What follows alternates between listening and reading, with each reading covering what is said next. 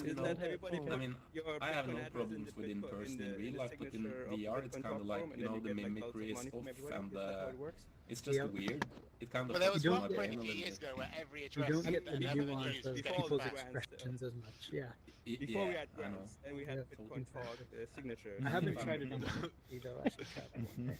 See if I like it better. But if Decentralized I'm like grants. watching your face now, it's more clear to me that you're not a real person or something. So For the vanity my address, brain it's doesn't really throw a good loop if you from have it. a short nickname then. Right, yeah. Since So I'm easy. not in the Or maybe it's bad. No. Mhm. I mean, you can easily get duped in like sending to the wrong vanity Yeah, address. yeah. I have several, like at least 2. I think I just generated one. Yeah. All short names. Yeah. Hey, Gigi.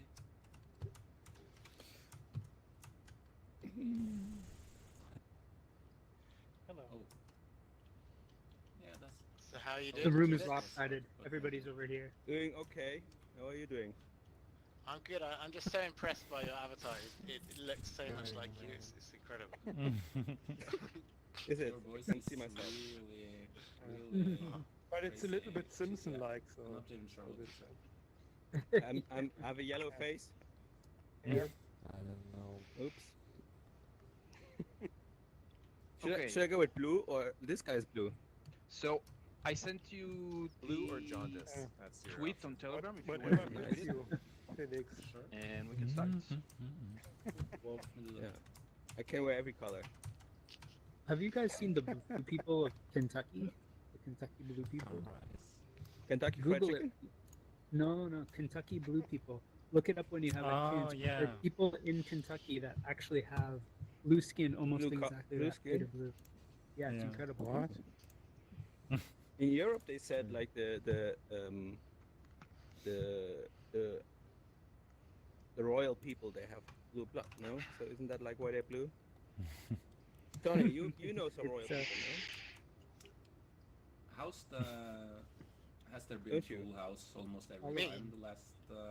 Yeah. Last time I society. know royal Nigerian people. royalty? Yeah, you Uh, told me This that is story where around you the met some number royal that we have, people. usually around 20 to 30 people. Where Actually, was just that? one. Because initially we had Oh, the Queen story. Oh yeah. Yeah. I saw the Yeah, Queen. yeah. Tell A the lot of story people when you watch met it the on Queen. YouTube now, and don't. It's not that. actually show up. Well, it's not that But fun. yeah. It's Yeah. my I favorite remember, story. like I of was yours. Is Bitcoin the 3 or involved? 4 first times. No, I there's was nothing to do always- with. I was working at KPMG when we had a Yeah, brand in new the like first ones we 500 had, like, million pound office. So the 70 Queen and- went around to Yeah. like Yeah. like open the office, like Like cut people the started ribbon, going out. and she went on around and weekends. she came to my desk You know. Exactly. and Yeah. she asked me, That's a good thing. Yeah. "Is this Yeah. do Okay. you sit So here every day, or is this you a both hot are ready to desk?" start, And I right? said, "This is a hot Yeah, desk," sure, and then should she we goes, press "Oh, that's this, absolutely fascinating." Yeah. Yeah. You should But put the I could megaphone tell on. that she didn't think it was fascinating at all, and she was just trying to be polite. Okay. Let's see. But she- but Woo!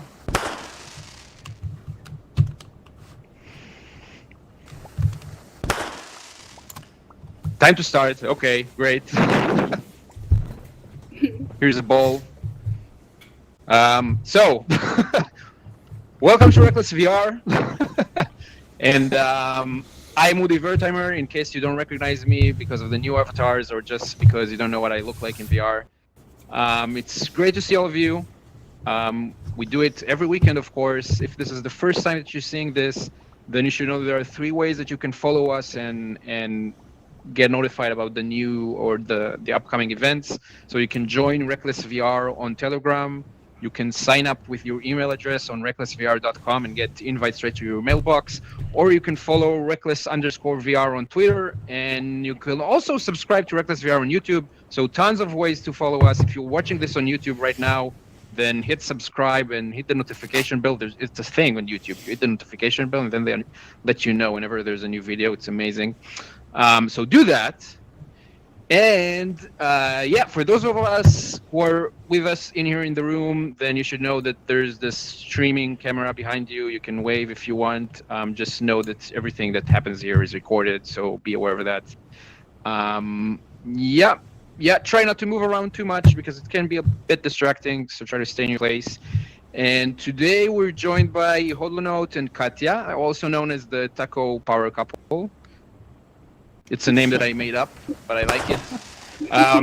That's great. And well, they both have been very active in the Bitcoin scene for a long time, so there's a lot to tell about their past accomplishments. But right now they're working on Citadel 21 together, and we're going to talk about it like in a minute. But first, thank you for coming. It's great to have you here.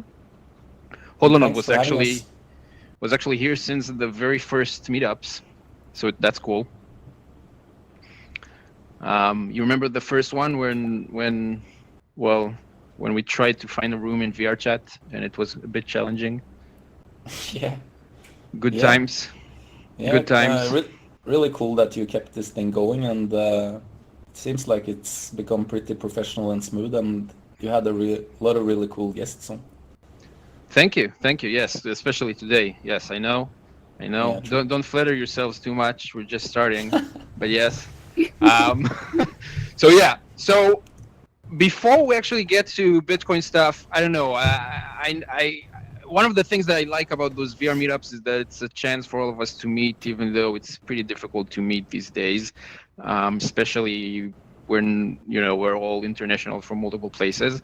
So this is of course related to the COVID pandemic, and I know that especially you, Hodlonaut, are very vocal about this whole situation. So first, I wanted to ask you, like, you guys, I think you're in Norway. Like, what's this like around this for you? Around like where you are right now? Are things back to normal yet, or not really? I think things never really left normal in a big way here. We were very fortunate. I mean, restaurants closed down, cinemas closed down, the training centers closed down, but we never had we never seen any of the kind of like people not leaving their houses and stuff that's been the case other places in the world, and at the moment I would say things are very normal here. That's good. That's great, actually. Yeah. So, but still, I know you're very vocal about what's going on, like in other places. Like, for example, I think that I've seen you being kind of against mandatory mask rules. Is that correct? So, am I misinterpreting? Yeah, I think that's absolutely correct. So, what's your idea behind that? Like, what do you think about that? Because I know you think that there are some bigger things going on. The main thing about it, I mean, apart from the people being forced into any kind of behavior by the state, the main thing is the fact that I think it's very dehumanizing, and considering how fast new patterns form among humans, I think the last thing we need in the world now is that people are more scared of each other and that we normalize meeting each other behind these masks. So I think it's a very dangerous direction. I really don't like it. So is it like, are you against the state mandating wearing a mask, or are you just against wearing it altogether? I mean, I'm very pro that people should be allowed to wear a mask if they want. Absolutely, of course. Yeah. But I'm very much against that you will be denied access to parts of society if you choose to not wear a mask. I think I've always been of the opinion that if you are in a risk group, it's on you to take the necessary measures to protect yourself and not demand that other people are robbed of their freedoms to do that. Just one of the worst things is that basically like the normalization of physical control happens. And I think that's pretty horrible, like for the freedom, like okay, like we can wear masks when they start like basically to control where do we go and stuff like that. And it's not only about like clothes in like gym or maybe clothes in a restaurant. But for example, I'm originally from Ukraine and my mom lives in Ukraine, and she told me like really crazy stories about how her friend came back from some foreign country and they were basically photographed at the airport, and they took all their details and they said, okay, from now on we'll be tracking your mobile phones. And they were sent home for mandatory quarantine, so they couldn't go out like anywhere. But like the most horrible thing is that like 3 or 4 times a day, every day, they got a call and then a message, like basically to check where they are right now. And after that, like if that's Really? an SMS, then they have to provide a selfie to confirm that they stay at home. Seriously? If you do not, yeah, if you do not reply on the SMS or if you do not pick up the phone, then you're like under suspicion of breaking this like quarantine, and you pay like some kind of fine. And I think that's really crazy. Like, I don't know. I think I would be super stressed if I would be under that kind of surveillance. That's like basically Yeah, being sounds pretty imprisoned. stressful. Yeah. Yeah, it feels It's, to me like this mask thing. It's a pretty big deal. It does something to our minds when if you walk out on the street and everyone is wearing a mask. It seems pretty fucking serious. Something really serious must be up, and the consequence of that is that people will stay afraid basically. And honestly, I think that's part of the thing here.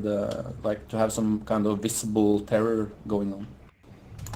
Well, so Since that's the cost. That's the cost, right? Like the cost is people look scary, people feel afraid. That's a cost, but there might be a benefit too, right? I don't know. I don't know either. I always prefer. I'm not a scientist. I'm just talking in VR. I don't know. I've always been a fan of science, and Sweden, they chose to follow the science, and they're basically done with this thing now. Yeah. Well, yeah. I guess some countries have it better than others, right? Yeah. Yeah. Okay.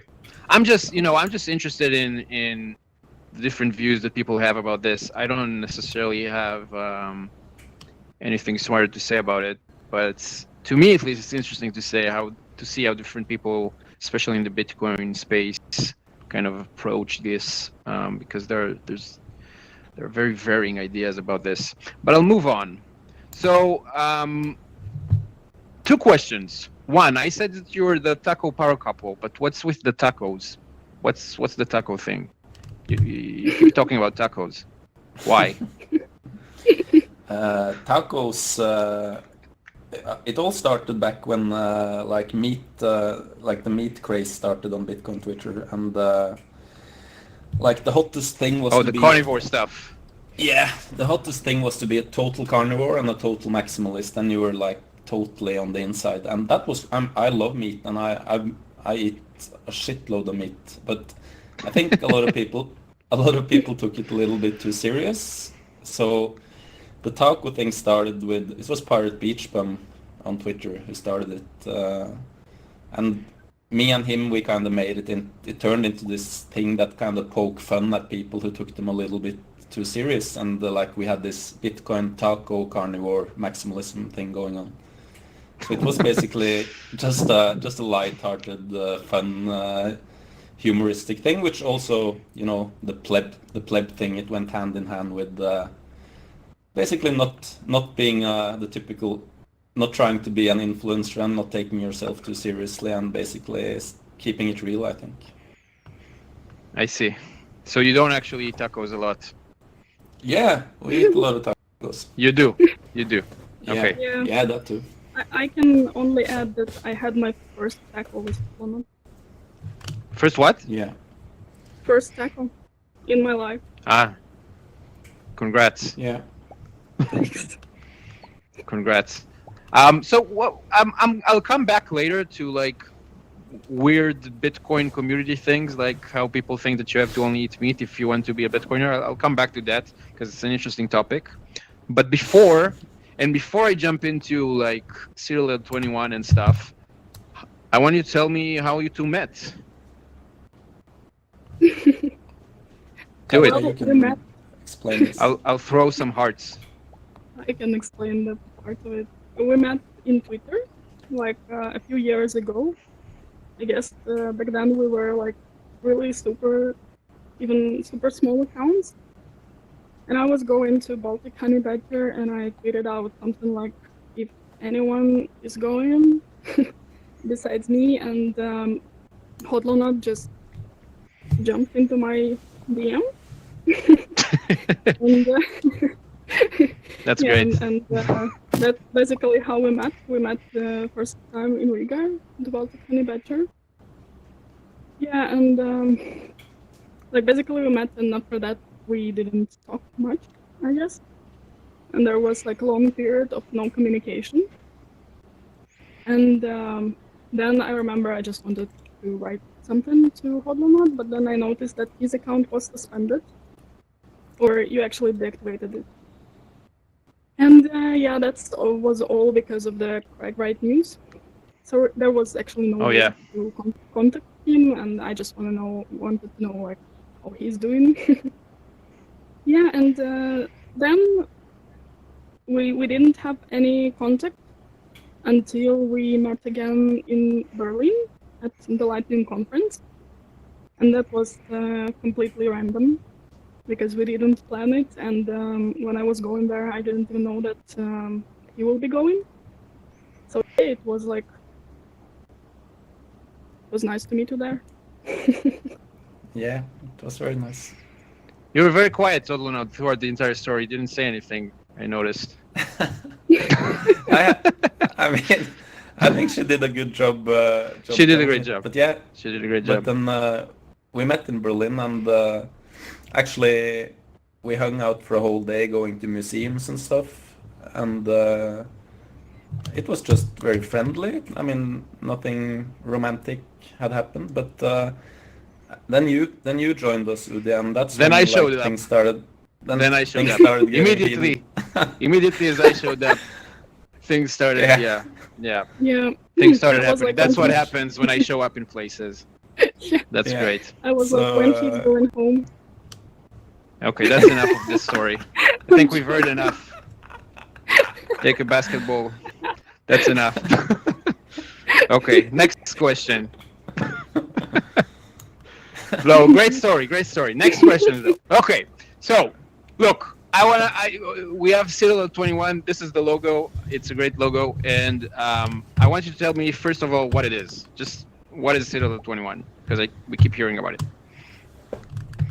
I think we have dubbed it a cultural scene, and basically it's a place for Bitcoiners to get their weird signal out, like in other places than Bitcoin Twitter, and we publish what we like to think of as raw signal. It's pretty unedited. It's articles, it's art, it's music, it's all kinds of stuff that's coming out of this community. And we now published 4 volumes so far. First one came in April, and we publish on the 21st, obviously, of every month. Of course. We have physical copies coming soon. Oh, really? Yeah. So we can order physical copies of the magazine? That's cool. Absolutely, absolutely. Nice. And I think those will be in the future real collectibles, because the covers we had they're just super sick. We had some really cool artists doing covers for us. We had Bitcoinkatia did the first one. We had Martin Fisher, Cypherpunk Now, doing an awesome cover. He ended up doing huge prints of the cover and sending them to everyone who was on the cover, which was 21 different Bitcoiners. Last one we had... Are there tokens? Can I get tokens representing the volume? Because if not, I mean, I want to invest in a token that represents the thing, and then obviously in 10 years it will be worth 1000x. Let's talk about this in DMs later, Udi. Okay. Good. see what we can do.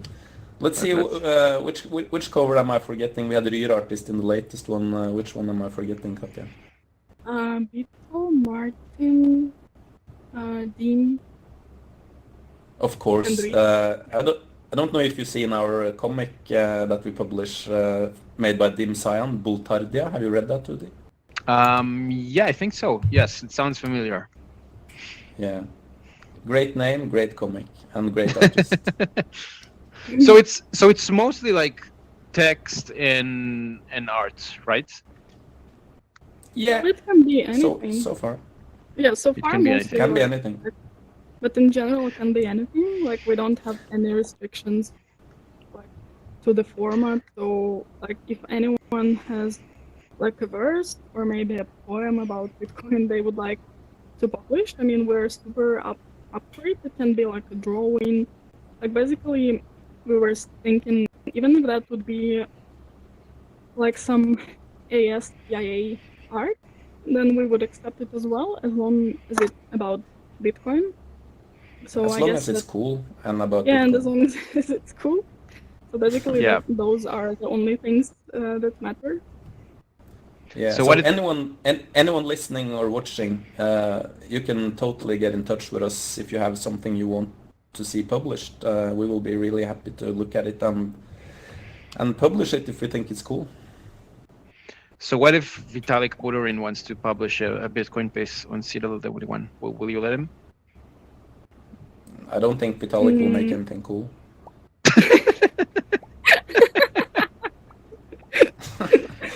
Let's say he pays someone to make something cool, but when he wants to submit it under his name, is he allowed? If it's cool, yeah, why not? If it's about Bitcoin and it's cool, it will get in there. Okay. Good to know. I'm just testing the limits, Just trying to see, like, Roger Ver, if he shows up with a piece about Bitcoin. Oh, Like, that's borderline. But I think we know the one person who will never get published, no matter what, right? You said right? Did you say right? Yeah, I said right. Okay. Yes. Okay. So, yeah, so we know. Okay. Yeah, he's totally not getting in there. He's trying, right? I heard he keeps submitting. Yeah. He's submitting like some coffee-stained, rusty stapled shit. He claims he submitted a piece to the first Citadel 21 volume that was 10 years ago, and he was the first one. He was actually the creator of Citadel 21. Right. Yeah. Right. No, he's a good guy. You should meet him sometime. Okay. So let's say someone writes an article or something. And so when should they publish it, like on their own like blog or something, and when is it a good fit for Citadel 21? Like, we try to have, like, if you want to get in the current volume, we need your stuff at least by the 15th in every month. We try to not republish, so if you want to publish it on your own blog as well, we prefer if we are allowed to like publish it first, and then you can publish it on your own blog, I don't know, a couple of days later or something. Right. Yeah. Okay, I see. So look, it's like a text, mostly text and I guess images and art. And although these days, like people do, most people do a podcast, obviously. If someone wants to do something in Bitcoin, it's usually a podcast or maybe videos. But you went for this more like, I don't know, just a more rare thing these days. So what was your thought behind that? You broke up a little there, but did you catch him, Katja? Yeah, I did. I guess it was pretty random. And the idea appeared like during maybe just a few discussions. And we were thinking that obviously we would like to do something for the Bitcoin and Bitcoin space. And when we were thinking like what it can be, then we like basically came back in time, like when we were collecting zines ourselves. And that was like a really big thing because like we were into different themes or interests, and like like I was into like anarchism and punk music, and of course I had some zines. And my friends did zines themselves, so I really remember that very well. And like basically the feeling of like something unique, limited, but very raw and honest and very true that they gave. So we thought, like, why we just don't make a zine? And for quite a long time, I also wanted to make a zine, but I didn't think that it would be dedicated solely to Bitcoin. Of course, it would be a part of it, but I was thinking more into like anarchism direction. But like during our discussions, we just decided. So yeah, why don't we just make a zine? Because like we have a huge interest in it, and it was so cool when we had zines and just dedicated like solely to Bitcoin only content. Yeah, Cool. like, I think we had this feeling that something was. This was like a niche that wasn't filled yet, and we have a lot of publications in the Bitcoin space, but most of them have this pretty strict editorial filter which is applied to all the articles. So we wanted to put out something that was more unedited and raw and not subject to this strict editorial policy. And we actually had this guy criticizing us that our editorial policy was not professional, and we needed to look towards CoinDesk and Bitcoin Magazine to like tighten up our game. I don't think he entirely understood what we were trying to do, but yeah. Can you try to be more like CoinDesk, please? Try like you can add like a ticker at the top of the website that just shows like the top cryptocurrencies and the price change. That will help if you can do that. Yeah, but I guess I think one way. That Yeah, feedback, sorry, like, I mean, I guess that feedback only shows that what we tried to do, we did it right. If people have this feeling, that's exactly what we wanted to achieve. Yeah, right. I think in some ways you can explain Citadel 21 as long form Bitcoin Twitter or something. It's kind of, and I guess that's what we're shooting for, to be an honest expression of the we like to use the word community. Some people don't like that, but an honest expression from the weird universe of Bitcoin Twitter and Bitcoiners. Right. So you're saying Bitcoin Twitter is so great that you wanted to make it into a long form thing. I think Bitcoin Twitter is awesome, to be honest. I really love Bitcoin Twitter. I'll get there. I'll get there in a moment. But so you know what? As you were saying this, I'm kind of curious to ask, but you probably can't tell me. But I'll ask anyway, and maybe it'll surprise me. Like, I would love to hear what like you rejected, like an example of something that you said, no, this is not. It's not good. But I think you probably can't answer that. But I mean, we have had shitcoin content being submitted, and I mean, I don't need to tell you that won't get in. And also we had a couple of submissions that were a little bit too abrasive, I would say, and also like mention names. And I mean, we're happy to shit on the right people in the right way, but it needs to be done with a little bit of finesse, I think. So it's already better than Twitter, right?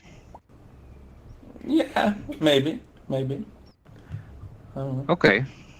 Okay, good. So there's this other thing that I kind of want to ask, but I know that obviously you're not going to answer. I would ask, like, what's your favorite article that was published? Obviously, you're not going to tell me.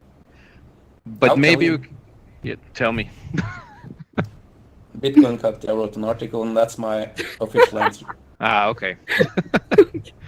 Okay. That's very professional. That's very diplomatic. I'm gonna throw a ball, and whoever catches the ball wins a free copy of Citadel 21, the online edition. Where did I throw it? That's so generous. Yes, I know. Okay. I can't afford the print edition because it's. Are they only going to be like 21 copies or something? No, it's gonna be more, but No. the price will probably be $21, I guess, right, Katja? Yeah, it's actually very interesting part of like creating, like working on this zine that like suddenly we have to think about like basically some kind of business plan in Excel to just to find out and like what is the price and to calculate all the costs. And it's Yep. pretty a lot of work to do like with all the handling and packaging. And for us, this is something new. Like Right. the sphere of this, yeah. A It lot kinda of takes a people lot of- pretty much told us not to do it because it was like, yeah. this is just gonna get your hair gray and it's gonna be shitloads of work and not make you anything other than frustration, but we're still gonna try to do it.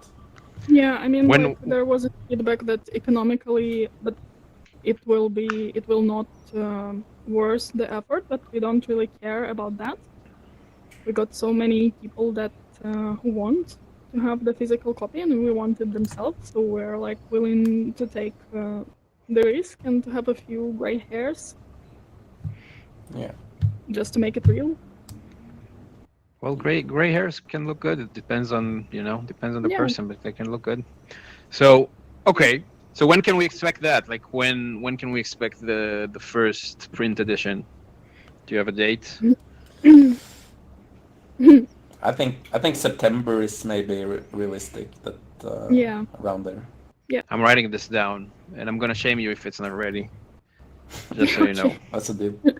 It's fine. We need that. Okay, but I'm going back to the favorite article. So other than Katya's article, maybe you can tell me like your favorite genres, like favorite category of an article. Like what do you like to see? What does someone submit and you're like, oh, this is exactly what we like to see. I'll go first on my personal favorite article, except for Bitcoinkatia's, and that's I would have to say Knut Svanholm's article in this latest volume, which is called Commodore 21. And I just have to shill Knut Svanholm here for anyone who hasn't read his books, Sovereignty Through Mathematics and Independence Reimagined. That's just two, in my opinion, of the best Bitcoin books ever written. And we've been lucky enough to have him write 2 articles for us so far. And the last one, as I said, was called Commodore 21, and that's a throwback to the 8-bit computing era, which both me and Knut has... I think it was foundational for both of us, actually. Like the Commodore 64, such an amazing computer. The time when we copied games on cassette decks, oh my god, it was so amazing. And he just pulls it all together into the concept of like the road from everything being digital and copied, and now with Bitcoin, which cannot be copied. And I think this article it's a lot of cool images in there. It's a really great Bitcoin article, and it's a really great article about 80s, 90s 8-bit computing. So I just love that article. Cool. Katja, what about you? I know you want to tell us. Yeah, I was thinking about... I just actually tried to remember them all because it's like the 4th issue, and I mean, every time I have my favorite. But I really like what Carol writes, because it's like almost like research, like anthropological researches of the Bitcoin space, which I think is just cool. I also remember the Alexandra's article, which is called Phoenix. Phoenix. Yeah. Phoenix. Excuse my English. Yeah, and I just really like when people write like perspective about the current world we live in and how Bitcoin basically like can help us or save us, something like that. And I actually really like when people write about like the status of Bitcoin in their countries.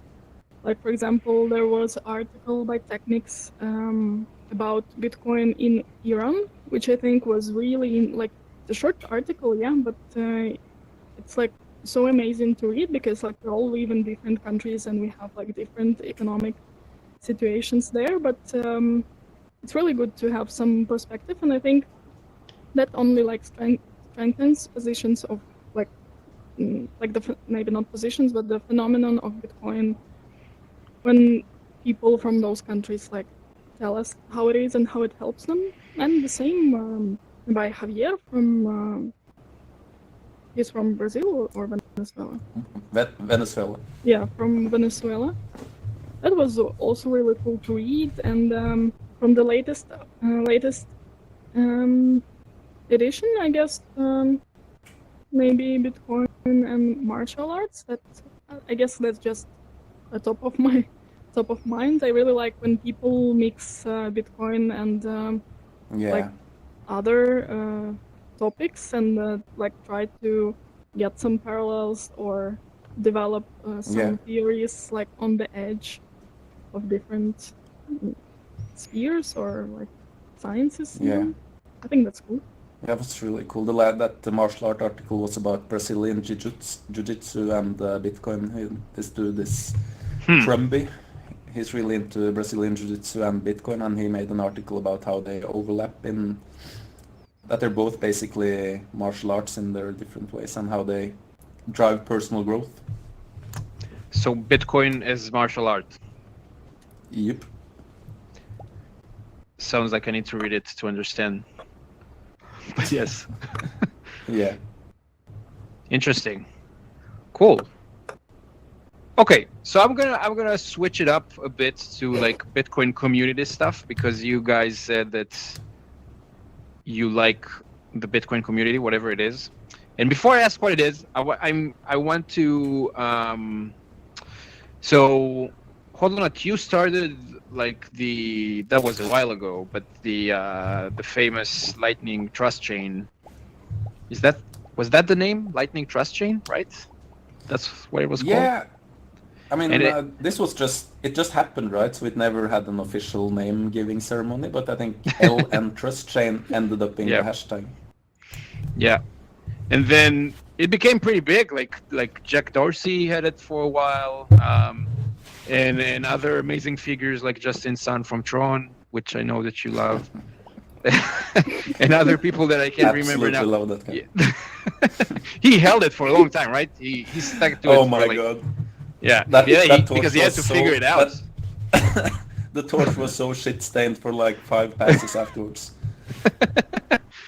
So just can you tell us just how it started, how it happened, how it started rolling, and like what were your thoughts during it? Because you were pretty active in getting it going, right, and making sure it doesn't get stuck. It ended up being full-time work for basically 3 months. I'm not even kidding. I spent so much time on that thing because it really needed to be shepherded, or else I think it would have basically not continued, at least in the beginning. But I was really excited about Lightning.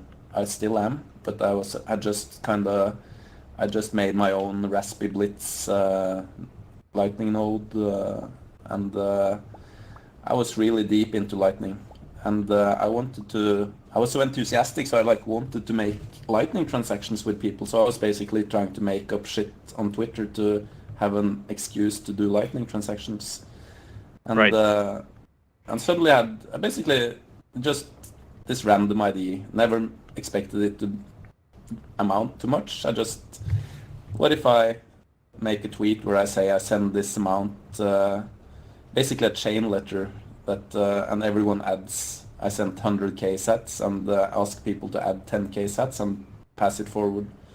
And let's see how far this thing goes. And turned out it went pretty damn far. Pretty cool. Yeah. So you're going to do another one to waste cool. another 3 months, to dedicate another 3 months to, or I did start another one. I started another one this year. Yeah, but I mean, it never. I think it was.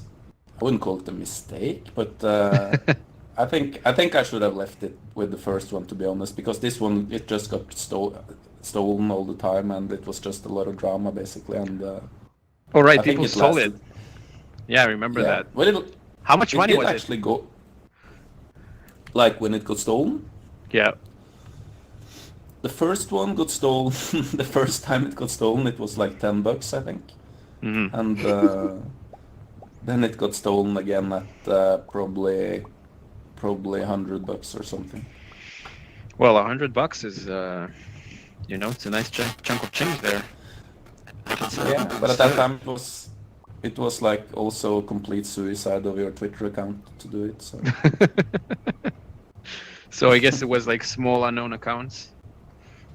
yeah, pretty much.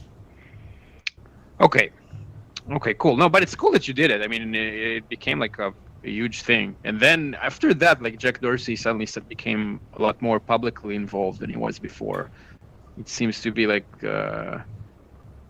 publicly, it seemed to be like a tipping point, you know? It was I'm kind sure of a catalyst for him to speak out about it. I think it seemed like Yeah. that at least. Yeah, that's very cool. Okay, so I guess to kind of go into the Bitcoin community thing. So first, I don't know, just what do you think is the Bitcoin community? I don't think it's possible to put words on it. I don't know. Everyone who considers themselves a Bitcoiner and interacts with other people who consider themselves Bitcoiners is pretty much, I think, that's what the community is. It's like the sum of Vitalik? interactions among the Bitcoiners. Vitalik is a Bitcoiner? No. Why? He's a shitcoiner. But he owns Bitcoin. Yeah, I assume he's owning some Bitcoins. Yeah, that's true. But I mean, you're not a Bitcoiner in my book if you're hostile to Bitcoin, and I consider shitcoiners hostile to Bitcoin. So it's difficult though, because everyone has their own like definition then of who's a Bitcoiner or who isn't. Yeah. Yeah. So that's why I totally realized that using the word Bitcoin community will have different semantics for everyone who uses it, but that's fine, I think. I think we will all overlap on something. That's the core of it. Is Charlie Lee? I don't think he's here right now. Is Charlie Lee a Bitcoiner? Because he started a shitcoin too. See, that's a more difficult one. I'm searching for like where's the line here. Yeah. You know what? I like Charlie Lee, I have to say. So yeah, I'll give him a pass. You hear that, Charlie? You're officially a Bitcoiner. I don't know if he sees that, but it's a big day. Okay, good. Good. No, so let's say you have someone that you consider a Bitcoiner. Do you consider me a Bitcoiner? Yeah. Okay, and suddenly I tell you that I hold Ripple. Yeah, but I know you. I know that you're a great guy and that you like Bitcoin. So to me, you're a Bitcoiner. Okay. Okay, fine. Fine. So I guess I'll move to the Twitter thing because some people like Twitter. Seems like you like Twitter, both of you. Some people really don't like it for many reasons. There's like the reason of Twitter being in control. There's the privacy reasons. There's how Twitter basically controls your reach to people who maybe are interested in what you have to say. And there's also this culture that is sometimes hard to deal with, very loud. Like if someone's trying to do any work, it's very hard to use Twitter to gauge what people actually think. Like for example, if you're trying to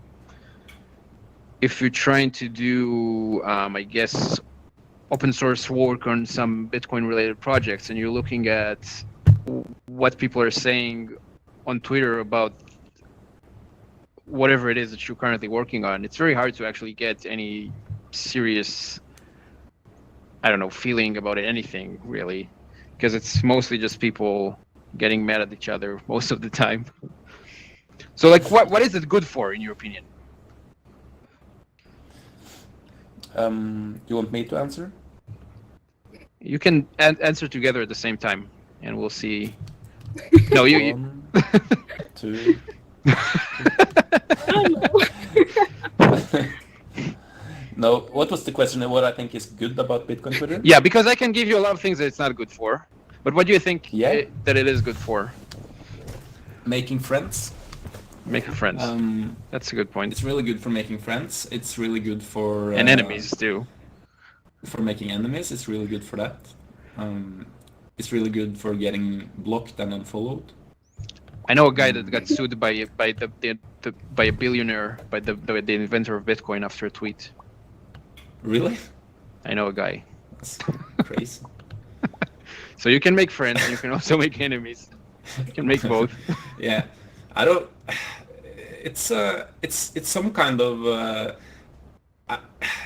It sounds maybe really stupid, but to me it kind of feels like the beating heart of Bitcoin in some ways. It's not the only beating heart of Bitcoin, but it feels pretty damn real out there. And you really need to have a thick skin.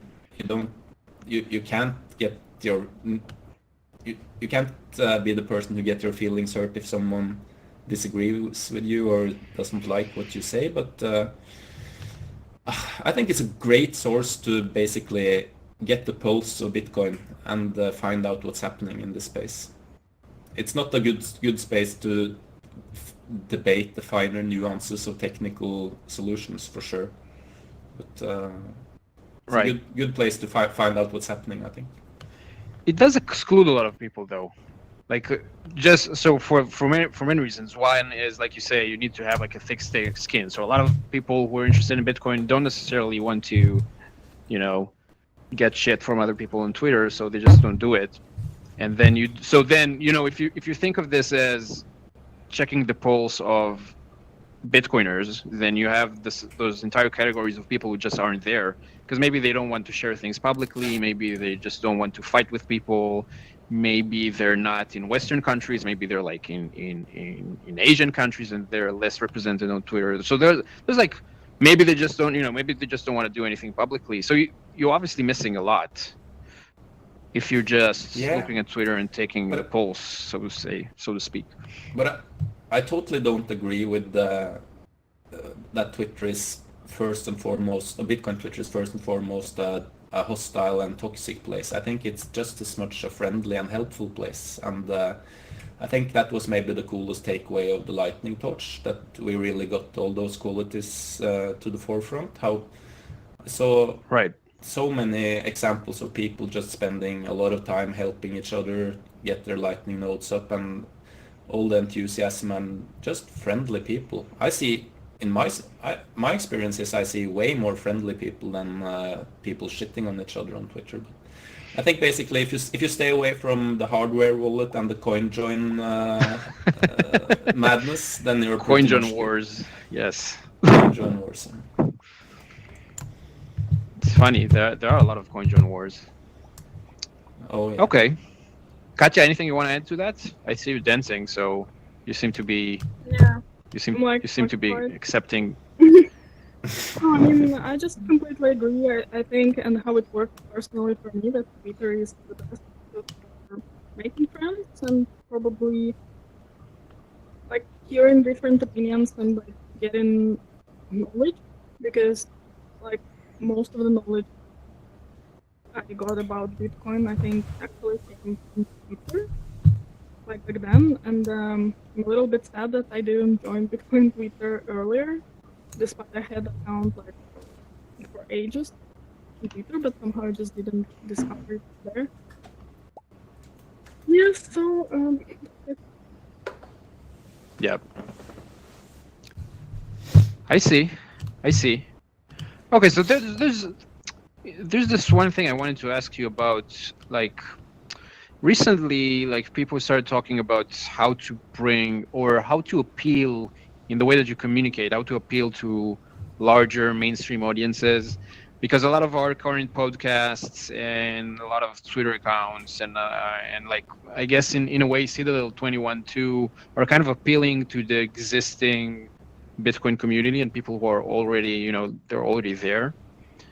And people started talking about how do you bring completely outsiders into that circle, and how do you interest them in Bitcoin in the first place? Like, how do you go to podcasts that are mainstream podcasts and try to maybe like just expose people to this idea, which is obviously going to be very different than than some of the articles that you guys mentioned in Citadel 21, which are really kind of aimed at people who are already, are already inside this kind of culture, I guess.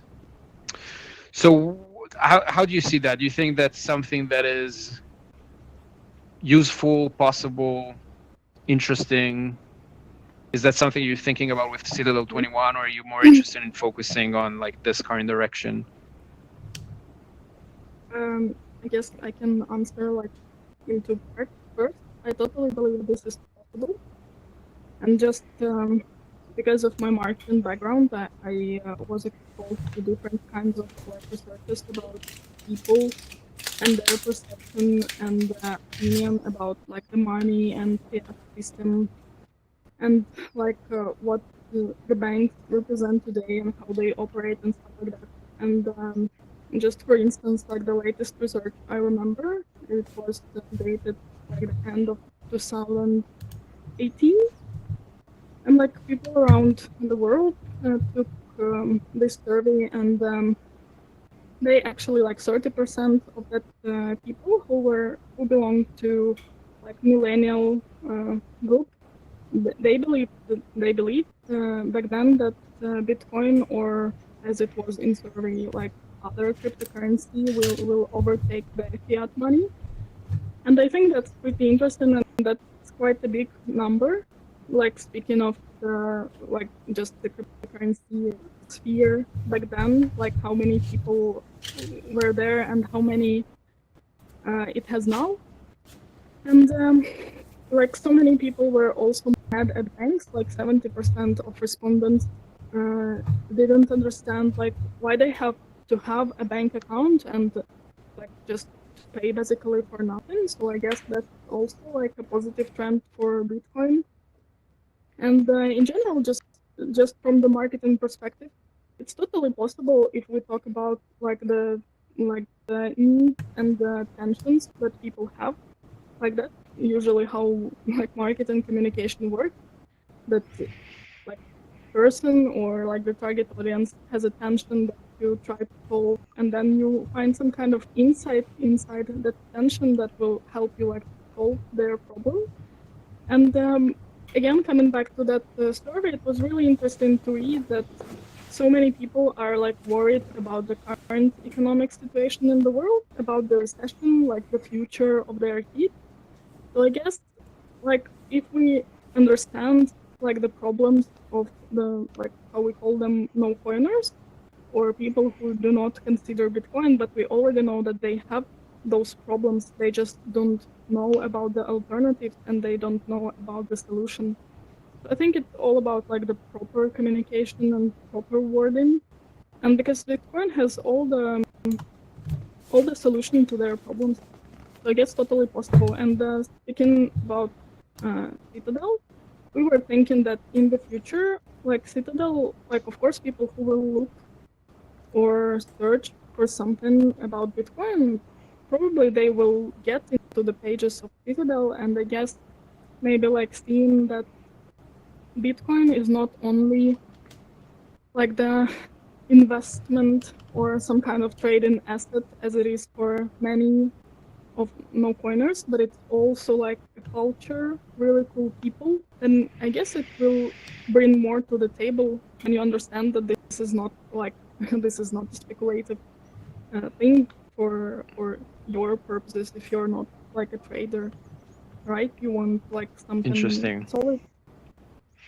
So yeah, I hope that in future Citadel like will attract those people and show them like the bigger perspective on Bitcoin. Interesting. Cool, thanks. So anything to add to that, Hodlonaut? You can see I can see who you're looking at. Not much. I think I heard Katja refer to us as Citadel. Maybe that's like what I think we're called Citadel 21, but Yeah, I mean, Do you guys need a moment to figure out the naming? I think we're good. No, I think she put good words on it, and probably some of the articles that are already in our scene will be accessible for no-coiners already, and maybe they will even make them more curious about Bitcoin if they read them. But first and foremost, I think Citadel 21 was made to be the voice of the existing Bitcoin, or a voice of the existing Bitcoin community, and Right. yeah, pretty much. Cool. Okay, so I have two more questions before I open this to Q&A from the audience, which I hope you're prepared for. So first one is there anything that you think the Bitcoin community could do better or differently than it's doing today, like, or should do differently than it's doing today? I think I mean, the Bitcoin community is a super weird mix of all kinds of people who are basically the only thing we have in common is Bitcoin. So I'm not too sure if I think we should do much differently. I think we should just keep being diverse and real and enthusiastic about Bitcoin. At least nothing special comes to mind. yeah, I agree. I mean, I like how the things are right now. That it's toxic, it's helpful, it's kind, despite it's toxic. I mean, I think it's like toxic helpful. Very... yeah.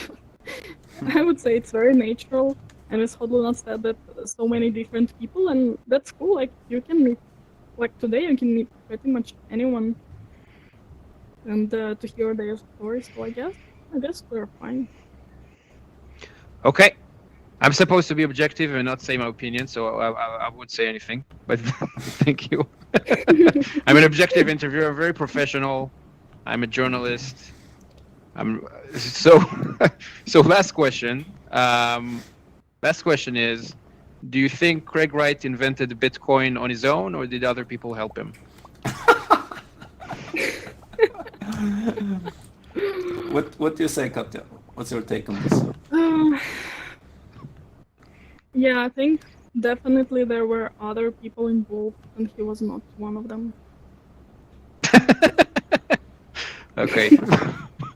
So other people helped him by not having him in the group. Okay, I see. Yes, exactly. By not inviting him. Yes. Okay, that's a good answer. Okay, so what I'm gonna do now is I'm gonna open this for questions. So if anyone wants to ask anything about any of the topics that we talked about, or something else entirely, except for what's Craig Wright's home address, then you can click the raise hand button that is on the right bottom of your screen. And let's see, I'm gonna start with Alex. So Alex, go ahead.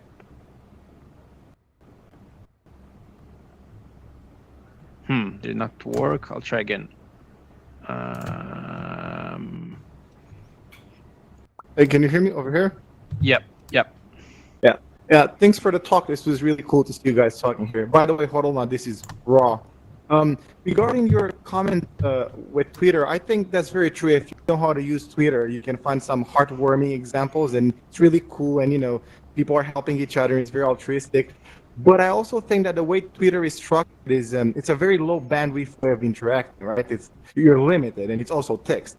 And at the end of the day, things get priced in there. And let's be serious. Everyone cares about likes and retweets and shares, no matter how unshallow they want to be. So, and I kind of feel that Twitter is made to push, this tribalistic nature out of people, and it's kind of forcing you, incentivizing you to become opposite to this altruistic and nice part of it. What's your take on that?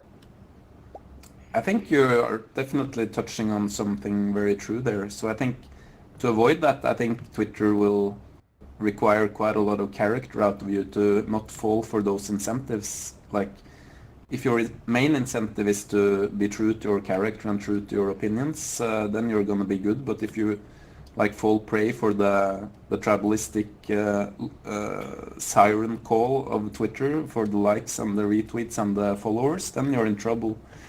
But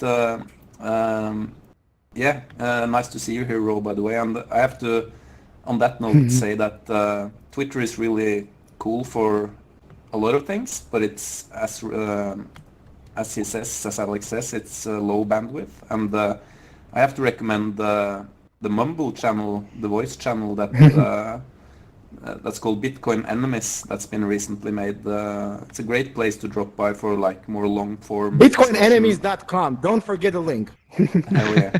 For more long form discussions, I really enjoyed being on there quite a lot in the last couple of weeks or something. Well, thank you very much for your answer, and thanks for the talk. Thank you. Cool. Thanks, Alex. Next question from JC, and just a reminder that if anyone wants to ask anything, your raise hand button is just on the right bottom, the right bottom side of your screen. You can just click it. So JC, yeah, go ahead. Hello. So I just want to know. I saw on Twitter that there's this thing called Ethereum, and like supposedly has all these advanced financial tools and stuff that Bitcoin doesn't have. So should I like, I don't know, like my Bitcoin can't give me, like, I can't borrow money with it and then get paid for borrowing. Like that sounds magical. Should I do that? I'll let Katja answer that. I guess it's cool not to live in debt, so you better just chill. I don't know it's cool to what? I didn't understand. I didn't understand the answer.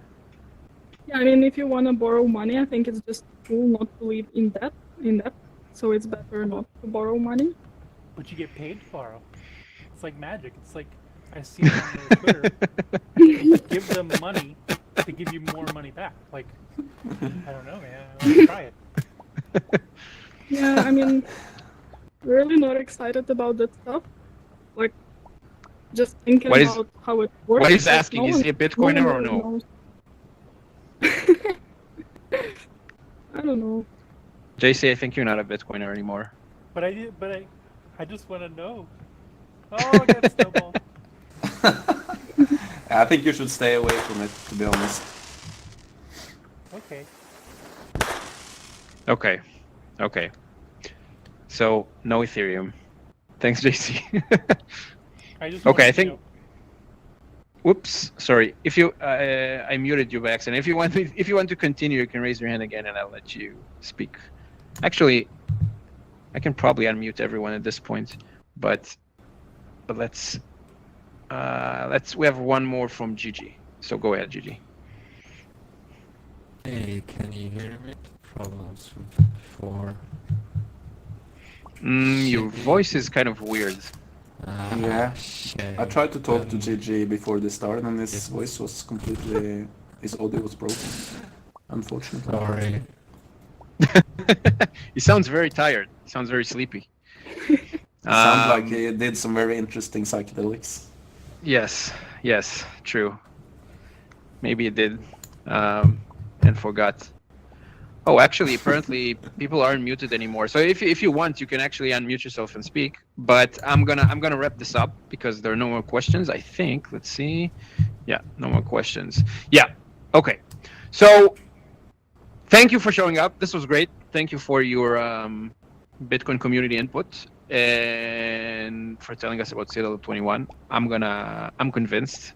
I'm gonna buy one. If it's $21, right? If it's gonna be like 21,000, then maybe not. Don't try to cheat me on the price. But we're going for $21 including shipping. Oh really? I don't know if it will work for me, for my country. I think you'll waste everything on shipping that way, but we'll see. But okay. So thank you for coming. It was awesome. And also thanks to JC and Gigi and Andrew for helping with moderating and stuff. And yeah, don't forget we do this every week. You can sign up to a newsletter on recklessvr.com. You can follow us on Twitter on reckless_VR. Join us on Telegram, and you can subscribe to our YouTube channel. All of that stuff. After this, we're going to. So every week we're going to VR chat after this, and this week actually there's a new world by Bitpaint. Bitpaint is right here. Hey, Bitpaint. So there's a new pretty cool world with like cool Bitcoin art exhibition and multiple stuff, and we're gonna go there next. So I'm thinking in about like 20 to 30 minutes, I'm gonna send the details about that in the Telegram group. Until then, you guys can stay here and just chill, or you can whatever, you can take a break, and that's it. See you next time. You should go to citadel21.com and read a couple articles in the meanwhile.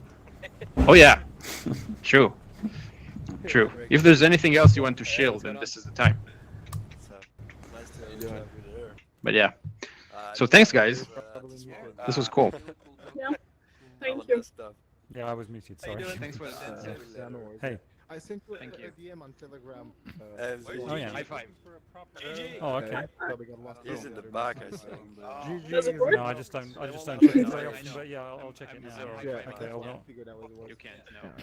So is Bitcoin Enemies, is that a mumble server? Is it? There can only be one orange one. You can go on stage. No, it's great.